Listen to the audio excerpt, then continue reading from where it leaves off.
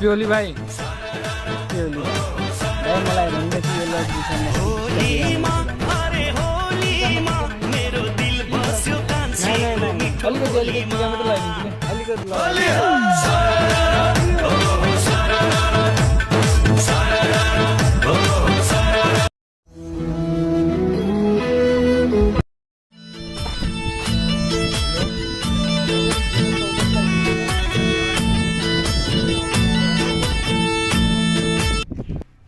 कहाँ गएछन् घरमा ए मालदाई ए मुकेश ए मुकेश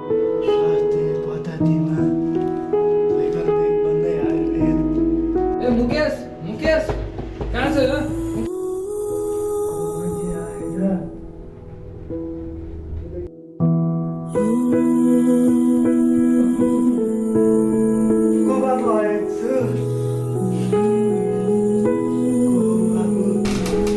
म मुकेशको साथी हो काका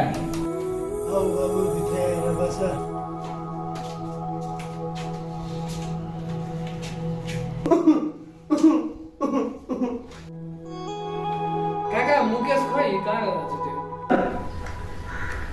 अस्तिको होलीमा कसले जबरजस्ती होली गसाइदिन्छ र 3 दिनदेखि हस्पिटलमै पुर्याउँछ बाबु। हस्पिटल को होला त त्यो अहिले कस्तो छ त काका मुकेशलाई बिहान काकीले फोन गरेर आएको थिए जुन साह्रो भएछ भन्दा थिए 1-2 दिनसम्म बाटो हेरौँ त्यस पछाडि चाहिँ आइसियुमा भर्ना गर्ने भनिरहेछ खै के गर्ने हो कसले रुम ल्याऊ बन्द भन्यो भने भन्दैन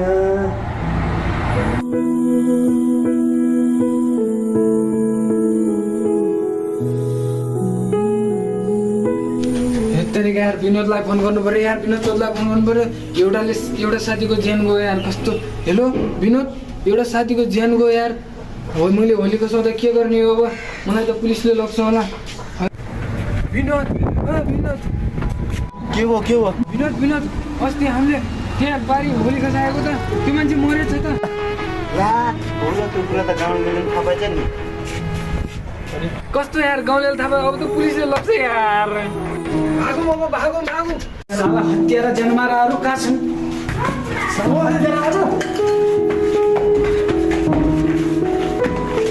A few moments later. खबरदार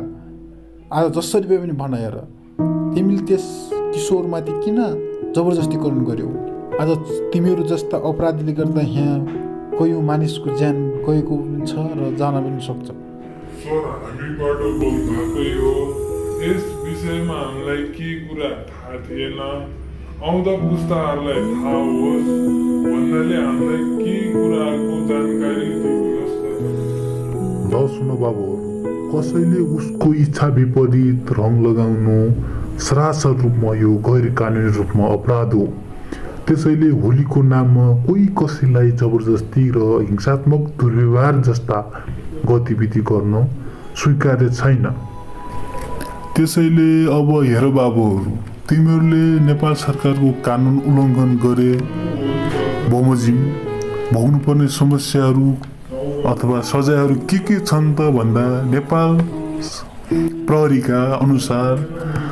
जबरजस्ती रङ दल्नेलाई जबरजस्ती करनी उद्योग दुर्व्यवहार अवैध व्यवहार ऐन 2015 अनुसार कानुनी सजाय हुने व्यवस्था गरिएको छ बुझ्यौ त्यसैले हिन्दू धर्मको एउटा पर्व हो जुन भारत नेपाल र अन्य एसियाका देशहरूमा मनाइँदै आएको पर्व पनि हो